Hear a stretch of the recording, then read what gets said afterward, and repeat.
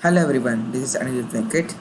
Uh, Today I'm gonna play some classical games, 30 minutes plus 0 seconds increment. Okay, we have already started the game. D4, knight f6, c4. Okay, let's play king's Indian, g6. Knight c3, bishop g7. Okay, now onwards, only white should decide on which page should the game go. Guys, usually playing 30 minutes game, I often use my chessboard for playing.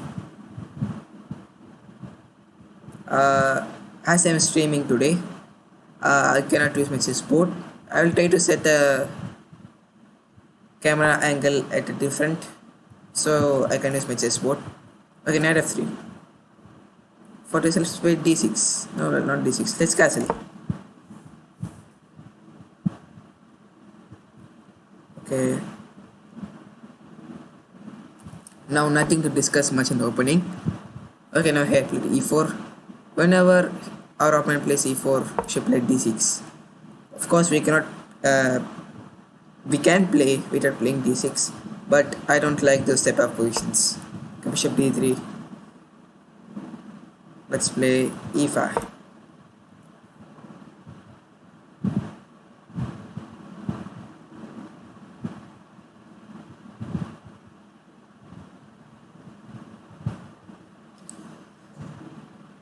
Okay, so what is our main plan in this opening? Black's main idea is to collapse white's position. Now you can see that on the fifth move, we gave all our center squares to the white, letting him to take the central control. But there is a trick behind it. Now white has two options. Either he should take on e5 or he should play d5. Or he can also be without taking on e5. If he plays d5, that's what we want. Because in King's Indian, our main goal is to go for king's side attack. If he closes his center, we get a great play on the king's side or on the flanks. If he takes on e5, that's what is happened in the game. He will take on e5 and just play queen e7, c6 and just wait and watch which side to attack. And if he keeps his position just like that without taking any pawn, we'll take on d4 and you can see our dark square bishop, the g7 bishop is a deadly bishop. It's vulnerable and it will be what to say, it will be a big problem for white. So he took on e5. Okay, now we'll take on e5. This is usually tactics you should remember, guys. If knight takes on e5, now I'll take on e4.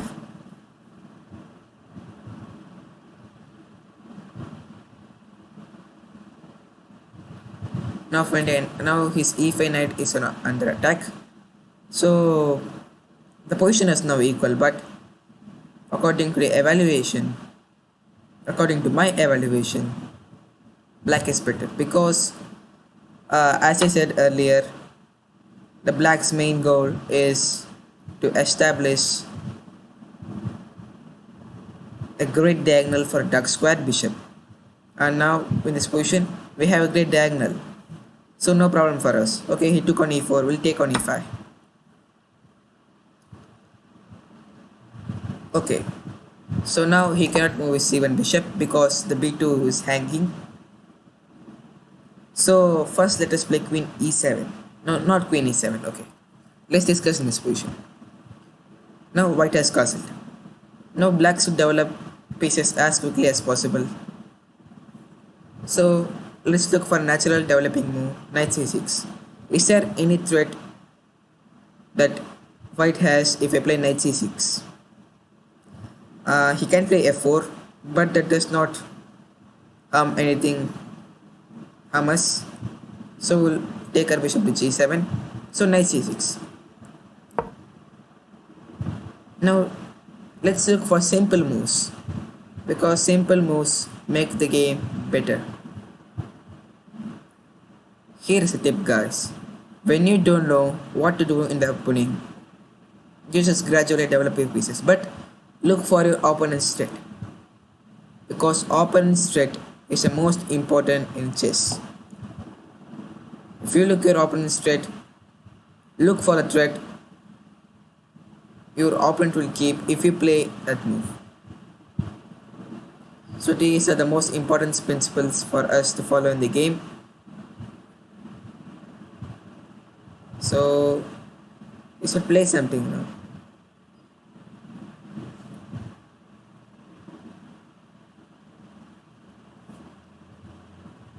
Okay.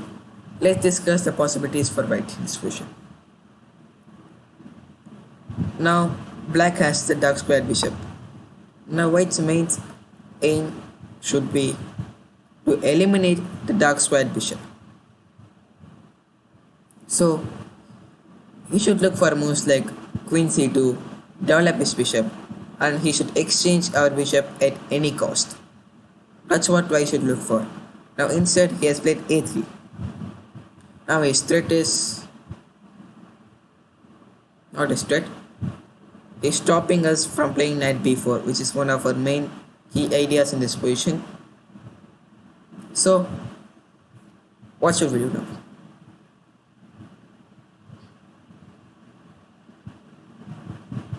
Okay, now his threat is to come to bishop g5. Bishop g5 is his threat. So to stop it, what shall we do?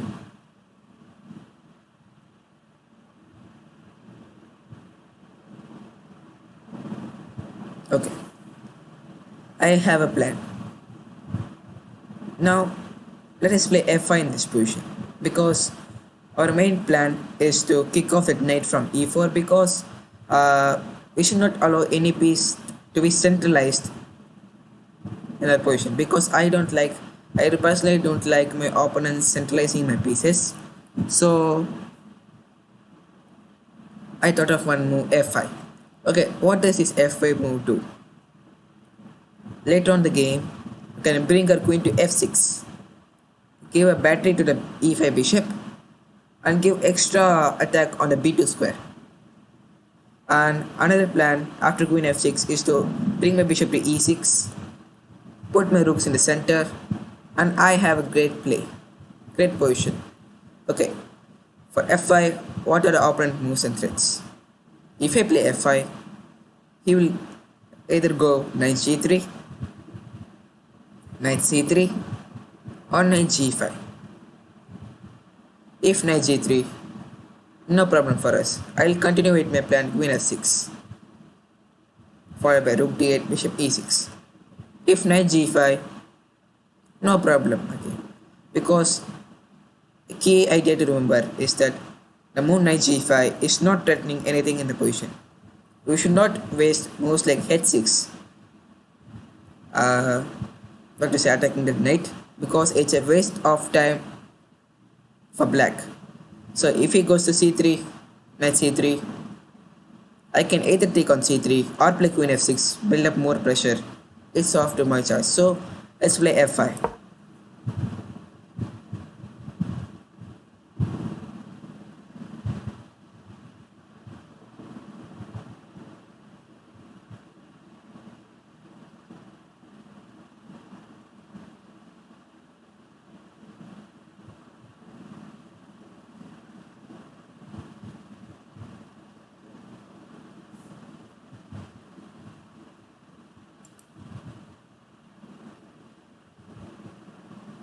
Okay. Okay, we're streaming on Twitch. Yeah.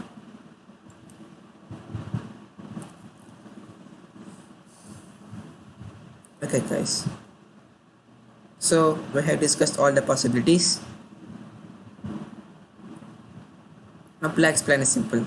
As I said, queen f6, bishop e6, followed by rook d8. We have an awesome position.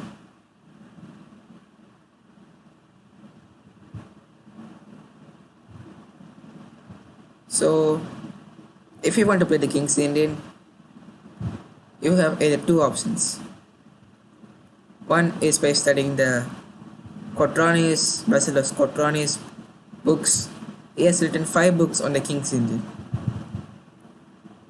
One is the Mortal Plata 1, Mortal Plata 2, the Samisk and the rest, and some more. I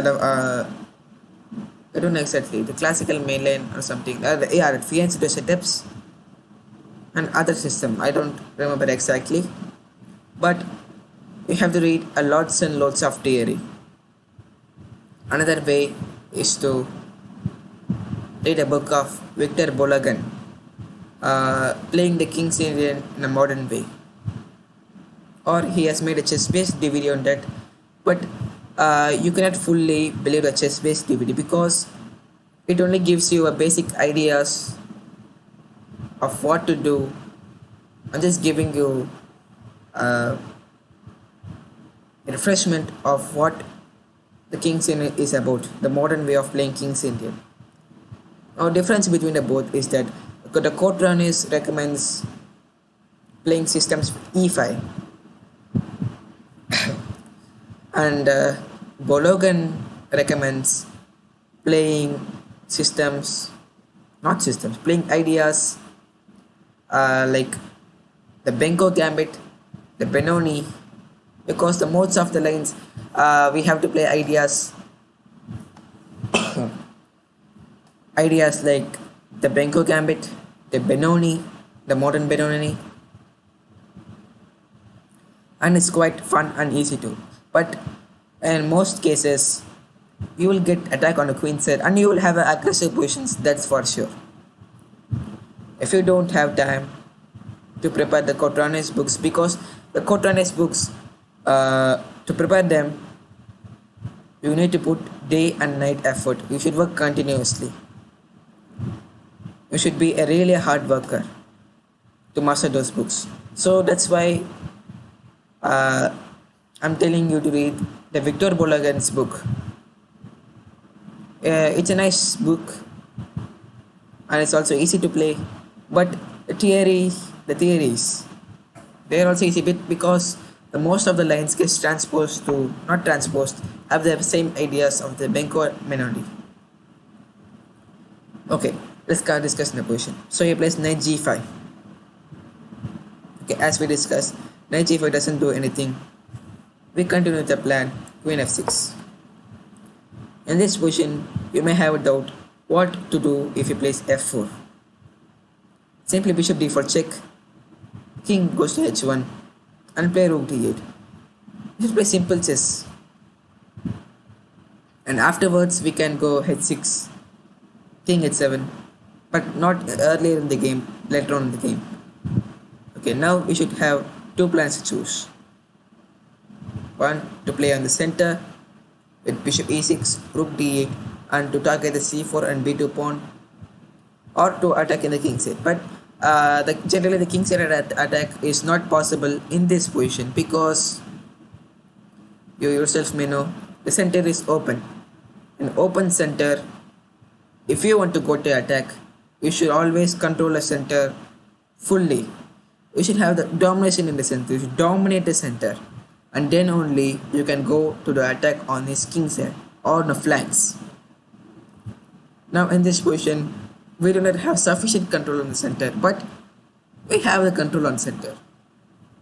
So the better way is to put our two rooks on the center on the e file and d file, play our bishop to e6, and attack through the two diagonals, e6 to c4, e5 to g7, sorry, b2. Okay, rook b1. Now, as we discussed, is the open center. We'll try to place our rook on e8 and d8. Now, we cannot play bishop e6 because knight takes e6 and we lose our important bishop. So, what are we going to do? Let's play. Okay, let's discuss. In this position, we can play f4. It's a nice move. f4, I like it because after knight f3, I'll play bishop e6. Nothing is coming. So, but the main problem is after knight f3, my bishop is getting attacked. So how to save it? Okay, I have an idea. Let me first play knight d4 because after f4, if he plays knight f3, I'll take on f3, and our both of us have double bishops, and let's fight for the advantage.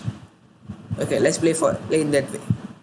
Okay, if knight t4, he can play bishop e3, but f4, he will have a good position, I think so. So knight d4.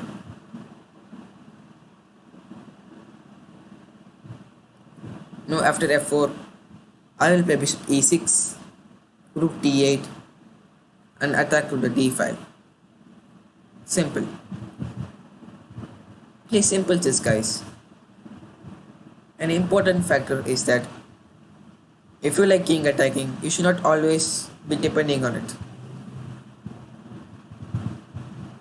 Of course, there are players who attack very well even in this type of positions. Yeah, we can attack in these type of positions, but we should be careful. Before attack, we should capture the center and then go to attack. So c5. So what's a threat? Bishop c4 check is a threat. Yeah, found it. Just kidding. Okay. Now, if bishop c4, I have king g7. Nothing to worry. If knight f7, I'll take on f7. We have two pieces for rook, and we also have a double bishop. So let's you know guys, two bishops are stronger than a queen. So let's play f4.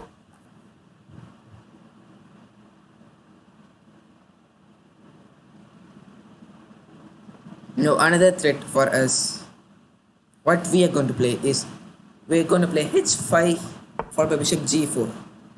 Okay, here's one knight e4. So nothing to change in our plan. We're going to play, okay, now queen is on an attack. We are going to move it, obviously. So we have to move our queen.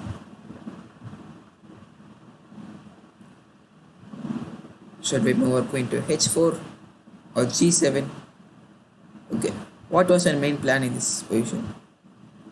Let's go to queen to g7 because we need to play f5. Sorry, bishop to f5. So how does this queen to g7 helps? Our e5 bishop is getting protected. So that's the only reason I am playing queen g7, because in future, not in future, if you play queen h4, you should either come to e7 and he'll play rook e1. I don't like this type of position. So not that I don't like moving my pieces too often. Instead, I love making better of my position. So as usual, bishop f5 or bishop e6, rook d8. Awesome position.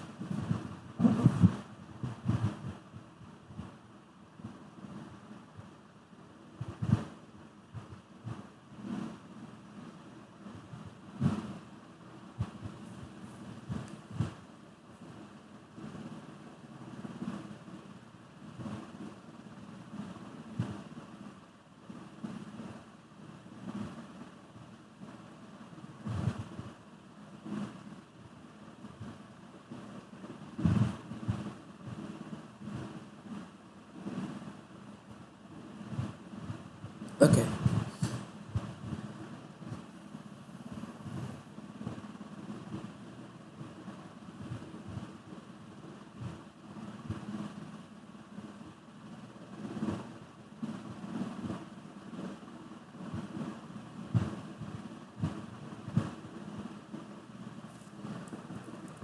We have a comment in our chat room. Yes. Okay. Thank you, unknown source, for coming to watch my stream. Thank you very much. Hit that like button and don't forget to subscribe me on YouTube. Search my name, Life Around 64 Squares at YouTube, and you'll find my channel. Okay, and another announcement. The part 2 of my Playing It My Way series is going to be released. Sorry, it's going to be uploaded on YouTube today. So don't forget to watch it. Just a minute, guys. I'll have my water.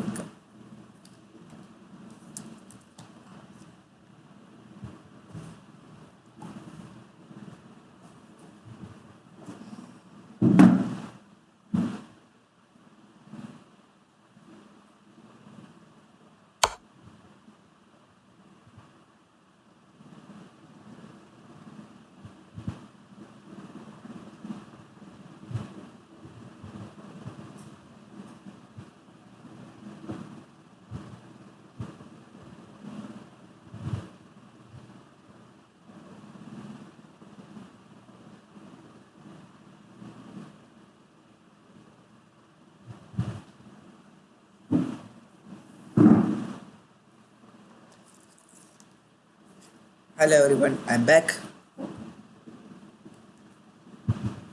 So we have a move. Let's play bishop with c4 check. We'll play king h8. Nothing to worry. And now we can play bishop f5, which is even more stronger than bishop e6. Not in this position. Of course we'll play bishop f5. I wish I could show my I could highlight my moves. Oh, okay, move.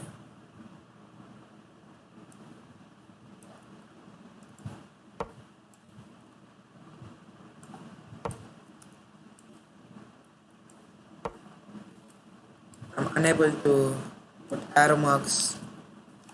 Don't know how to do it.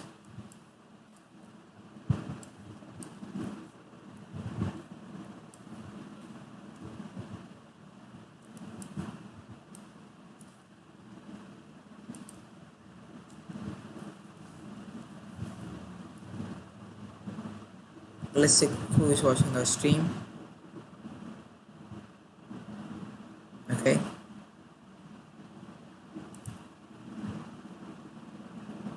Five members are watching. I know the views are very low, so don't be afraid and youth. I will get more viewers as good I play. You can always my opponent's move. You said MSJ2108. Okay, here's played b4. Now what is the threat of b4, guys? He's protecting c5 pawn because I'm not attacking. Okay, the drawback of b4 is that now diagonal is completely open, but his plan is to play bishop b2. So we should not give time for him. Let's attack. Bishop f5. Do not give the tempo at any cost. If he makes a mistake, exploit it. Now, by playing b4, his c3 square is weak. It is prone to our pieces. So, let's get it.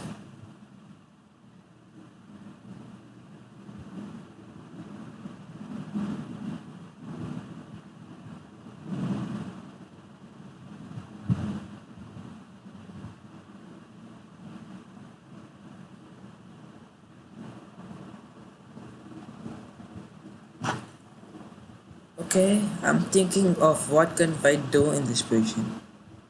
I can't find anything great for him.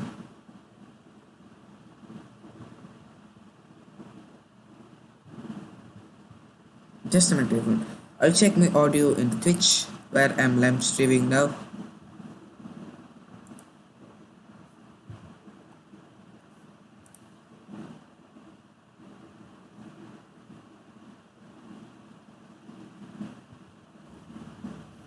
Hello.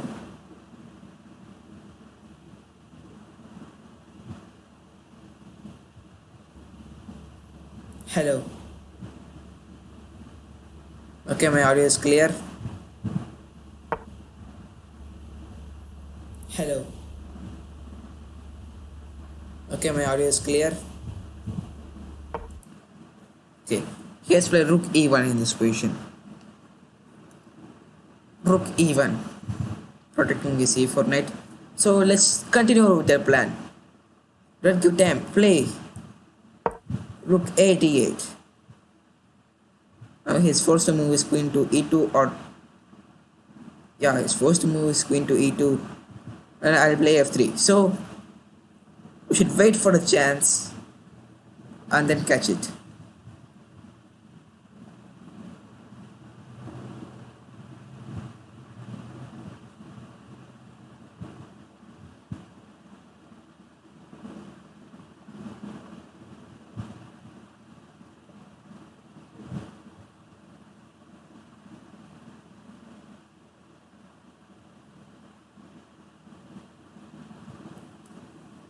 Um, so can either play bishop to d2 or move his queen to a4, but anything he does may lead him to trouble. Because trouble gum,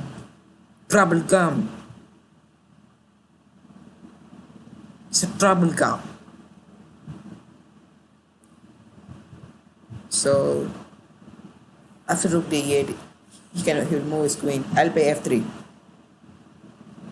Finished. And after f3, I can take the h2 with my bishop.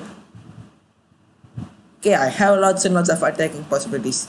Now, the main problem you can see is that white has not finished its development. You can notice that his bishop is on c1, his queen is on d1, and plus he has less defenders on his king side. Now we can see that our center is well controlled, but we are dominating the center, but he is not. So he should face the consequence. So bishop d2, drawback of bishop d2. What will say? The a3 pawn is unprotected. So okay, let's not waste our time, guys. So let's play f3. f3. What are the possibilities of f3 for him? He could play bishop g5, but I'll play rook d7.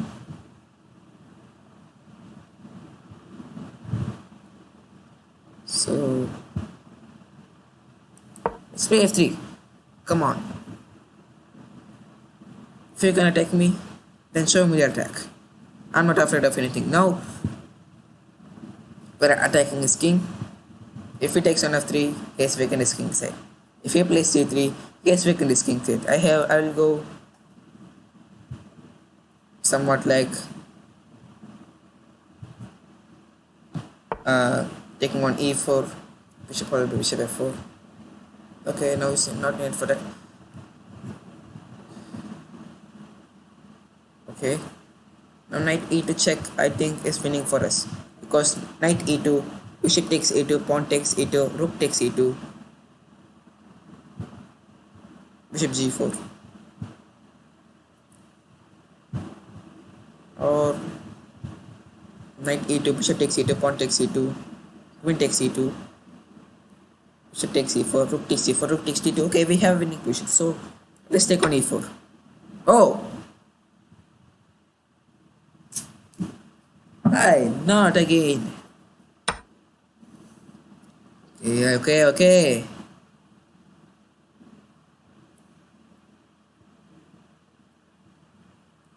Shit. I discussed the moon knight e2 and why I'm playing bishop takes e4. I don't know. Don't know what I'm doing. Okay. Leave it, guys. So rook takes e4.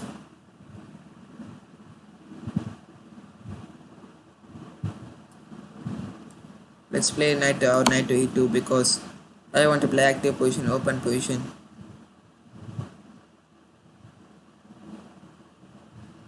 Yeah, I lost my advantage. My advantage is gone. Let's disappear in a single second. That's how this game changes. Okay. Oh, my friend is streaming. The Ace Assassin.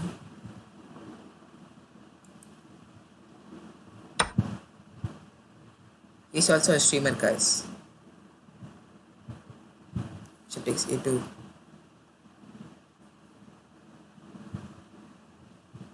Okay, whether we take bishop c3.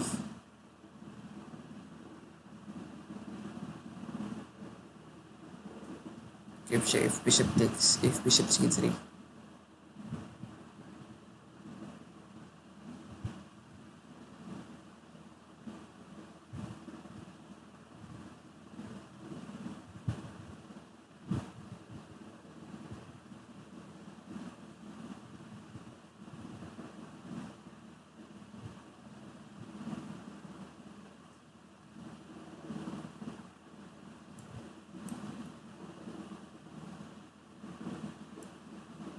Okay, I'll play bishop c3. Bishop b3, rook takes d3. Okay, I think we have good position. Okay, let's look at it. My friend S Assassin. What is it? Oh.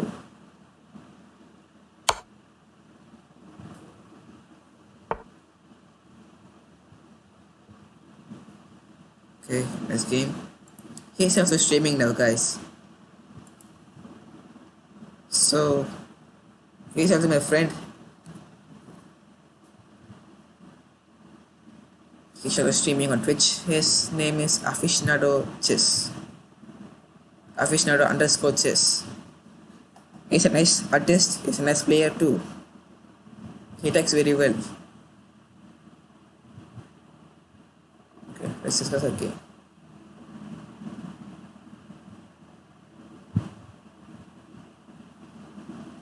Now guys, when I play 30 minutes game at those February, January, if you watched my videos that playing it my way series, if you haven't known that,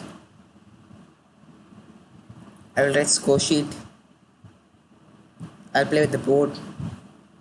Okay, from next stream, I'll try to set the camera at a different angle to play me with the board.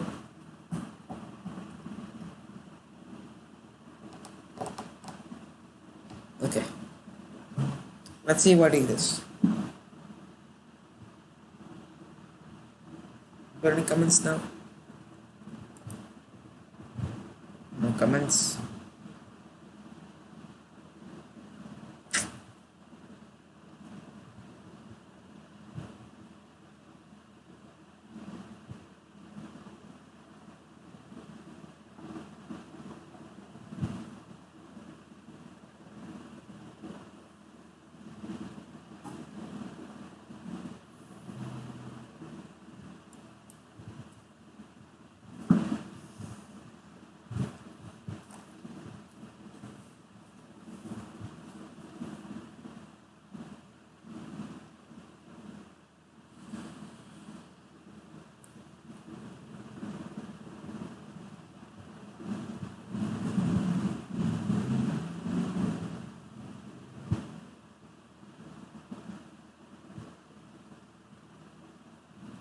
So he's having a less time. Let's see. Okay guys, I'll tell you what are the possibilities. If he takes on c3. Okay. Okay, so writing this blender. Oh. If I take on e7. Nice calculation. But that's not enough. If I take on e7, bishop takes c3. Okay, Okay, I'll go king g2. Oh, bishop c4 check. Wow. Wow, I appreciate that. So MSA 2108. Okay, rook a7. Okay, what are the intermediate moves for us? I can take on e2.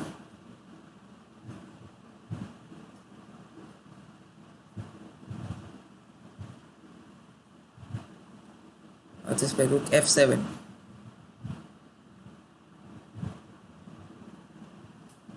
Let's discuss. Rook takes d2. What are these moves? If rook takes c7, rook takes d1, rook takes d1, king takes c7. Now his bishop is under attack. So he should move his bishop.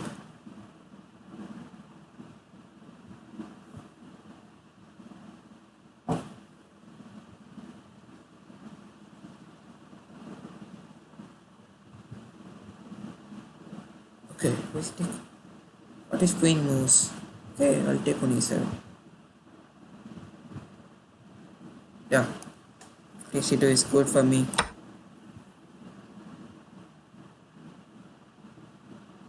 If rook takes c7, yeah, first rook takes d1 check.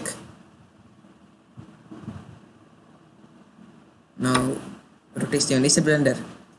I was expecting bishop takes d1. Now if rook takes d1, I will take on e2. Blunder. Okay.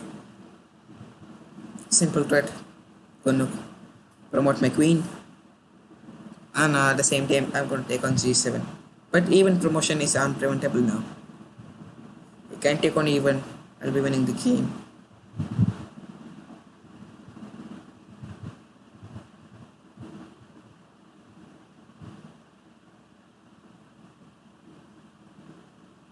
Will this go battlefield? Yeah. If bishop takes d1 in this position, I'll take the king, get the rook. It will be something for equal, but black has a slight edge because all his pawns are fixed in dark squares and we have an active position. So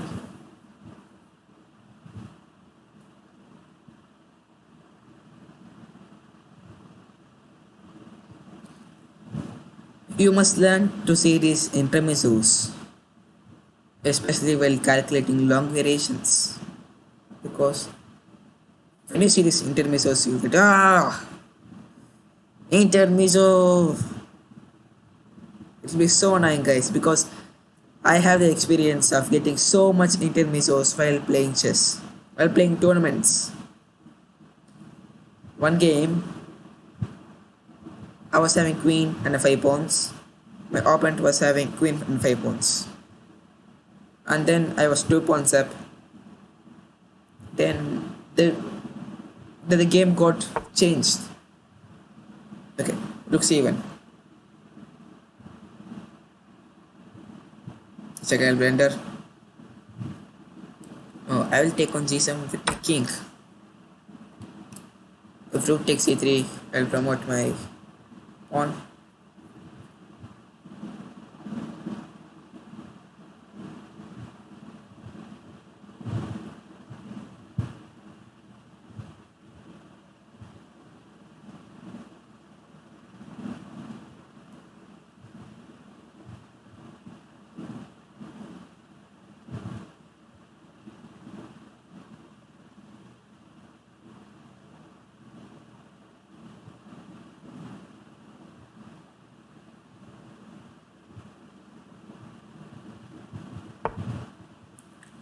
Okay. We're winning.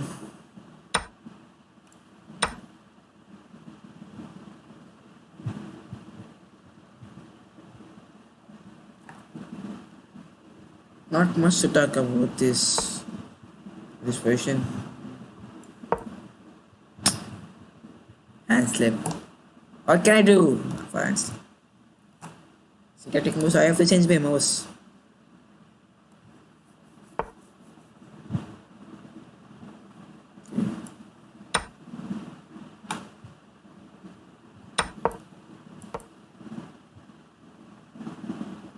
Come on, man. Take on b6.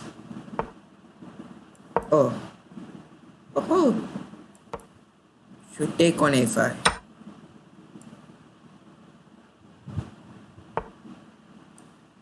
Okay. Okay. Okay. You cannot come to the b5. What can I do now?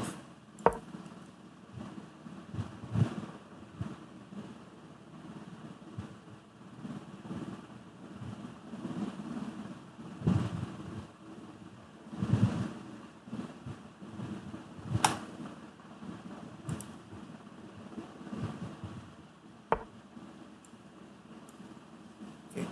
King to a1 promotion. I'll promote to the queen. King a2.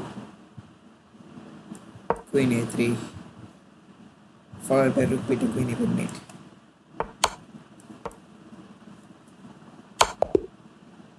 Good game. Well played. MSZ2108. Okay, it was a nice game. I'll be analyzing this game on a part 3 video, guys. Okay, if you like my game, please hit that like button. Please subscribe me. And if you found any mistakes or any other winning variation in the game, please comment it below. Okay, don't forget to follow me on Twitter, on Instagram, on Twitch. Okay, that's it for today, guys. See you soon. Thank you. Thank you for watching this stream.